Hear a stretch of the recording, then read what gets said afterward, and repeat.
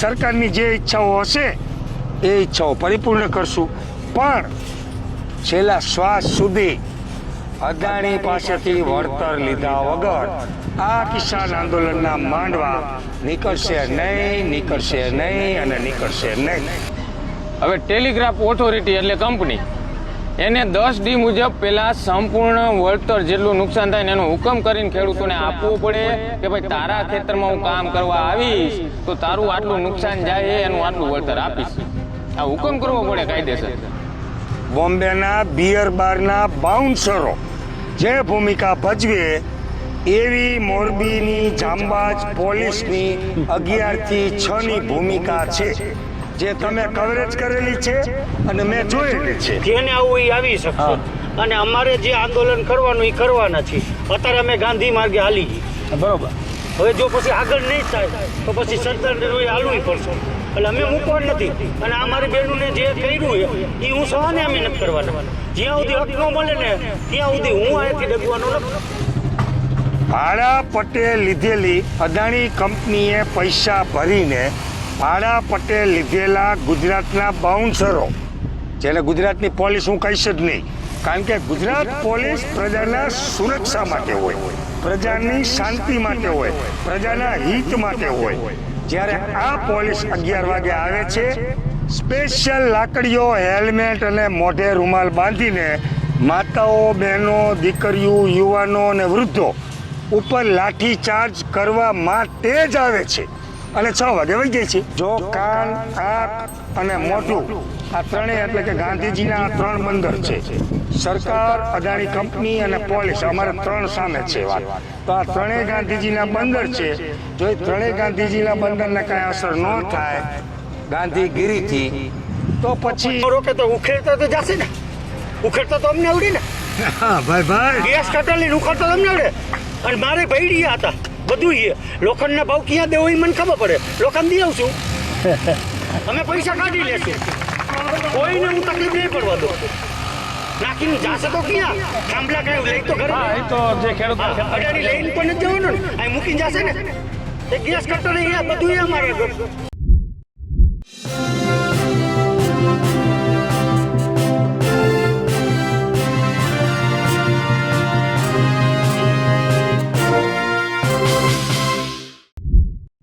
હું છું યોગેશ રંગપડિયા. હાલ જેતપર ગામે જે અત્યારે પ્રતિક ધરણા ચાલી રહ્યા છે તે છાવણીમાં અત્યારે આપણે આવ્યા છીએ. અગાઉ આપણે જે રીતે વીજ કંપનીઓ પોતાની કામગીરી કરી રહી છે, જે રીતે દમણ પોલીસે કર્યું, એ તમામ વિડીયો અત્યાર સુધી આપણે બતાવ્યા છે. ત્યારે અત્યારે પ્રથમ વખત આપણે આ જે છાવણી છે પ્રતિક ઉપવાસની, ત્યાંથી અત્યારે આપણે જોડાયા છીએ. આપણી સાથે આ ગામના ખેડૂતો કામ અને હવે અત્યારે તો જે પોતાની માંગ લઈને આંદોલનકારી ક્યાંક ને ક્યાંક બનવું પડ્યું છે. આ કોઈ પાસે માગવા ન જાય, પરંતુ આજે પોતાના હક માટે એ કંપનીઓ પાસે પોતાનો હક માગી રહ્યા છે. પણ અત્યારે જે રીતે સ્થિતિ આખા ગામની સર્જાણી છે, અત્યાર સુધી શું આ ઘટનાક્રમ ઘટ્યો જેતપર ગામમાં, કુલ આ જેતપર ગામના કેટલાક ખેડૂતોને આ વીજ કંપનીઓ દ્વારા ત્યાં વીજ પોલ નાખવામાં આવનાર છે. કંપની છે હળવદ ટ્રાન્સમિશન લિમિટેડ, અદાણી કંપનીની છે. ખાવડા કચ્છથી લાઈન નીકળી છે અને હળવદ સાપકડા જાય છે. 765 kVની હેવી ટ્રાન્સમિશન લાઈન છે અને આ લાઈનમાં જેતપર ગામના 20 પોલ આવે છે. 100 થી 120 ખાતેદારમાં તાર આવશે અને 70 થી 80 ખાતેદારમાં તાણી આવશે જ્યારે થાંભલો ઊભો થશે. એટલે આ ગામના 200 થી 230 ખેડૂતો અસરગ્રસ્ત છે આ લાઈનથી. અને આ કંપની કલેક્ટર સાહેબનો હુકમ લઈને આવે છે, પોલીસ પ્રશાસનને આગળ કરે છે અને બળજબરીપૂર્વક અત્યારે જેતપર ગામના સર્વે નંબરમાં કામ ચાલુ છે. કલેક્ટરનો હુકમ એટલે કયા પ્રકારનો હુકમ લઈને આવે કે જેમાં ખેડૂતની કોઈ પૂછવામાં નથી આવતું, સીધી કંપનીએ ઘૂસી જાય? કયા પ્રકારનો એ હુકમ હોય છે? હકીકતમાં કહીને તો ટેલિગ્રાફ એક્ટ 1885ની પહેલાં જોગવાઈ આવે 10 અને પછી જોગવાઈ આવે 16. હવે ટેલિગ્રાફ ઓથોરિટી એટલે કંપની એને 10D મુજબ પહેલાં સંપૂર્ણ વળતર જેટલું નુકસાન થાય એનો હુકમ કરીને ખેડૂતોને આપવો પડે કે ભાઈ તારા ખેતરમાં હું કામ કરવા આવીશ તો તારું આટલું નુકસાન જાય એનું આટલું વળતર આપીશ. આ હુકમ કરવો પડે કાયદેસર. એ હુકમ થાય, એ હુકમ કલેક્ટર કચેરીમાં જમા કરાવે કંપની કે ભાઈ અમે બધા ખેડૂતોને હુકમ કરી દીધો હે, પછી કલેક્ટર સાહેબે કલમ 16 હેઠળની આખી પ્રોસેસ કરવી પડે. પ્રોસેસ થઈ જાય પછી એને હુકમ કરવાનો આવે કે ભાઈ હવે તમે કંપનીવાળા કામ કરવા જાઓ. એટલે પછી એ હુકમ લઈને કંપનીવાળા પોલીસ પ્રશાસન પાસે જાય કે અમને પ્રોટેક્શન આપો અને આગળની કાર્યવાહી થતી હોય છે. ખાસ કરીને અત્યાર સુધી કેટલા ખેડૂતોને આ બાબતે કલેક્ટરે સાંભળ્યા છે, ત્યારબાદ કંપની તો કામ કરવા માંડી કે કોઈને પૂછ્યું જ નથી? તો અત્યારે કલેક્ટર સાહેબ અને કંપની બહુ હોશિયાર છે. ફક્ત પોલ આવતા ખેડૂતોને જ નોટિસ આપીને બોલાવે અને એને જ સાંભળે. તારવાળાને હજી કોઈને બોલાવતા નથી અને સાંભળતા નથી. એ કાર્ય કંપનીવાળાને નોટિસ પણ નથી આપતા, જેથી કરીને ખેડૂતો સંગઠિત થાય. આ માટે ફક્ત ને ફક્ત થાંભલાવાળા અમારા 20 ખેડૂત છે એને બોલાવ્યા હતા, સાંભળ્યા હતા. અમે લેખિતમાં વાંધા રજૂ કર્યા છે અને તેમ છતાં અમારે જે આપણા કેબી ઝવેરી સાહેબ કલેક્ટર હતા ત્યારે આખું અમારું પ્રોસિડિંગ થયું છે અને અમે એમાં અડગ રજૂઆત કરી હતી કેન્દ્ર સરકારના પરિપત્ર સુધારવાની. પરિપત્ર સુધાર્યો નહીં ને એમનો હુકમ કરી દીધેલો. ખાસ કરીને નિલેશભાઈ, અત્યારે જે છેલ્લા 4 દિવસનો ઘટનાક્રમ જે રીતે ઘટ્યો જેતપર ગામમાં, આ છાવણી તો પછી એવી. પહેલાં તો ખેડૂતો ખેતરની અંદર આ ધોમ ધકતા 45-42 ડિગ્રી ટેમ્પરેચરમાં વીજ કંપનીની જે કામગીરી ખેડૂતના ખેતરમાં થતી હતી, ત્યાં વિરોધ નોંધાવ્યો. એમાં મહિલાઓ અને બાળકો અને તમામ ખેડૂતો ગ્રામજનો એકત્રિત થઈ અને ખેતરમાં પહેલાં તો આ શરૂઆત ત્યાંથી વિરોધની થઈ હતી. ત્યારબાદ જે રીતે દમણ થયું, આખી ઘટનાક્રમ છેલ્લા 5 દિવસની કઈ રીતે તમે જુઓ? છેલ્લા આપણે બંને સાથે જ છીએ. હા, શ્રી ગણેશ ત્યાર હા, ખેડૂતો પોતાના હક અને અધિકાર માટે, કારણ કે ખેડૂતોને કાંઈ વળતર મળ્યું નથી, ખેડૂતોને જાણ કરી નથી, વળતર મળ્યું નથી, વળતર મળવાનું પણ નથી, એવી શંકાના આધારે ખેડૂતો પોતાની જમીનમાં પ્રોટેક્ટ કરવા જાય છે, જેનું તમે કવરેજ કરો છો અને હું આગેવાની લઉં છું. અમે બધા નેવુલભાઈ અમે બધા સાથે, આપણે સાથે જ છીએ પહેલા દિવસથી. 11 થી 6ની પોલીસની ભૂમિકા છે. એ ભૂમિકા બોમ્બેના બિયર બારના જે બાઉન્સરો ભૂમિકા ભજવે એવી ભૂમિકા મોરબી પોલીસની છે.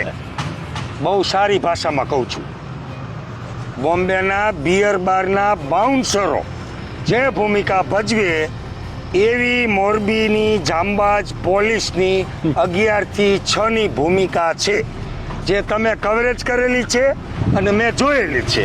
અને એને ખેડૂતો ઉપર બાઉન્સરોની ભૂમિકા ભજવેલી છે. ખાસ કરીને અત્યારે પરસોત્તમ માસની અંદર પણ મહિલાઓ સાથે જે રીતે અત્યાચાર, હું એ જ કહેવા જાઉં છું. ભાડા પટ્ટે લીધેલી અદાણી કંપનીએ પૈસા ભરીને ભાડા પટ્ટે લીધેલા ગુજરાતના બાઉન્સરો, જેને ગુજરાતની પોલીસ હું કહીશ જ નહીં, કારણ કે ગુજરાત પોલીસ પ્રજાના સુરક્ષા માટે હોય, પ્રજાની શાંતિ માટે હોય, પ્રજાના હિત માટે હોય. જ્યારે આ પોલીસ 11 વાગે આવે છે, સ્પેશિયલ લાકડીઓ, હેલ્મેટ અને મોઢે રૂમાલ બાંધીને માતાઓ, બહેનો, દીકરીઓ, યુવાનો અને વૃદ્ધો ઉપર લાઠીચાર્જ કરવા માટે જ આવે છે અને 6 વાગે વહી જાય છે. ડિટેન કરે છે, રોજનો કાર્યક્રમ છે. આપે કવરેજ કરેલો છે, ભાગાભાગી દોડાદોડી. અમે 8 નંબર હાઈવે બ્લોક કર્યો હતો, અહીંયા પણ આપે કવરેજ કરેલું છે. ત્યાં પોલીસે લાઠીચાર્જ, દમન અમારા ઉપર ગુજાર્યું છે, વૃદ્ધ માતાઓ ઉપર કર્યું છે. બહેનો સિરિયસ થઈ ગઈ, આઈસીયુમાં પણ દાખલ કરેલી છે, એનું પણ કવરેજ આપે કરેલું છે. તો હું એવું કહીશ કે અમે ત્યારે સાંજે એવું કમિટીએ નિર્ણય લીધો કે રોજ આ ભાગાભાગી, રોજ પોલીસ એટલે કે અદાણીના ગુંડાઓ સાથે ઘર્ષણ કરવું, એના કરતાં આપણે ગાંધીજીના માર્ગે છેલ્લું શસ્ત્ર વાપરી લઈએ. જો ગાંધીગીરીથી આ સરકારને, આ અદાણીને અને આ ભાજપના ગુંડાઓ એટલે કે ભાડે લીધેલી પોલીસને, આ ત્રણેયને જો કાન, આંખ અને મોઢું, આ ત્રણેય એટલે કે ગાંધીજીના આ 3 બંદર છે, સરકાર, અદાણી કંપની અને પોલીસ, અમારે 3 સામે છે વાત. તો આ ત્રણેય ગાંધીજીના બંદર છે. જો એ ત્રણેય ગાંધીજીના બંદરને કાંઈ અસર ન થાય ગાંધીગીરીથી, તો પછી સરકારને ભાવતું અમે પીરસશું. 2015માં સરદારગીરી કરેલી છે, અનુભવીઓ છીએ.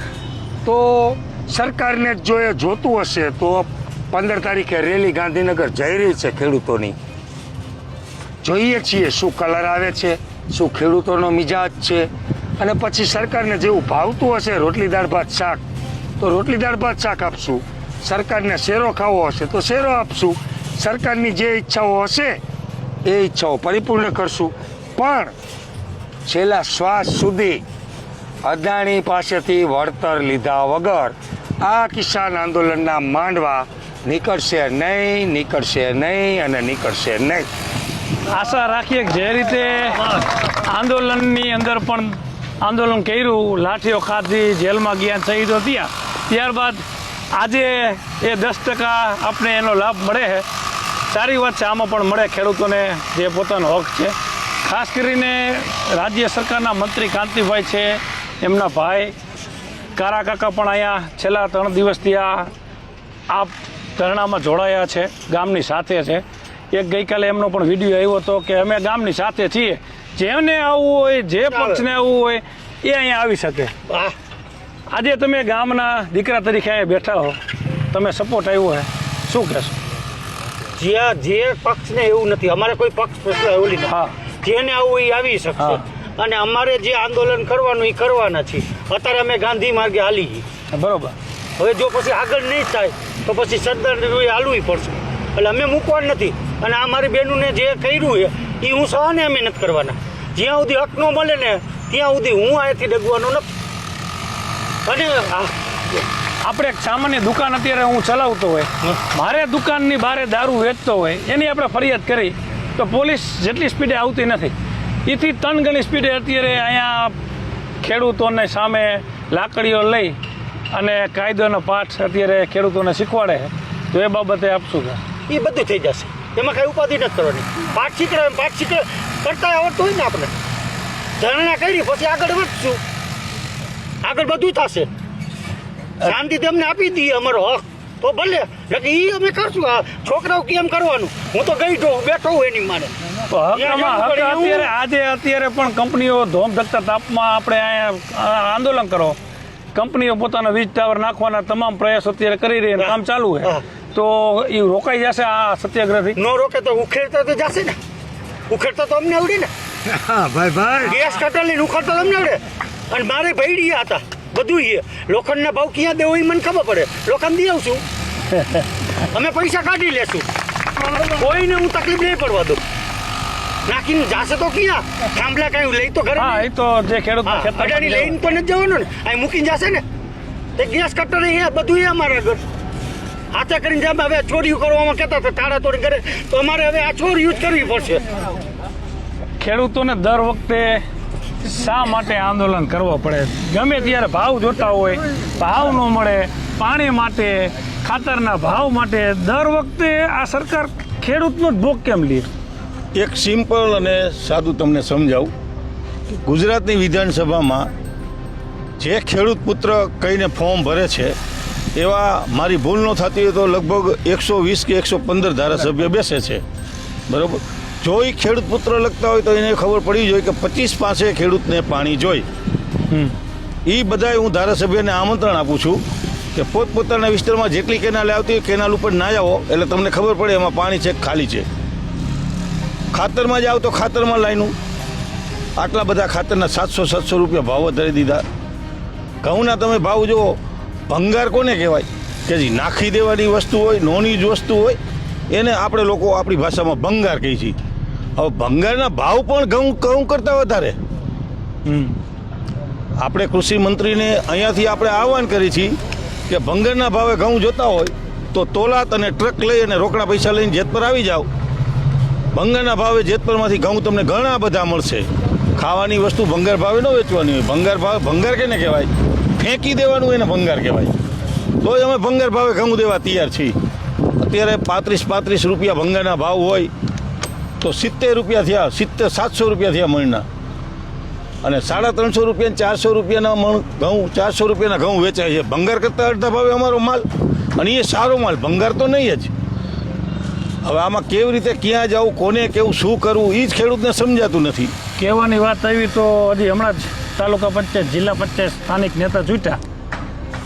આ જગ્યા ઉપર અત્યારે જે આંદોલન હાલે છે ચૂંટાયેલા આજુબાજુના તાલુકા પંચાયત હોય, જિલ્લા પંચાયત હોય કે ચૂંટાયેલા પ્રતિનિધિઓ હોય, એક પણ વ્યક્તિ અત્યાર સુધી ખેડૂતના આંદોલનમાં ક્યાંય આગેવાની કરતો દેખાતો નથી.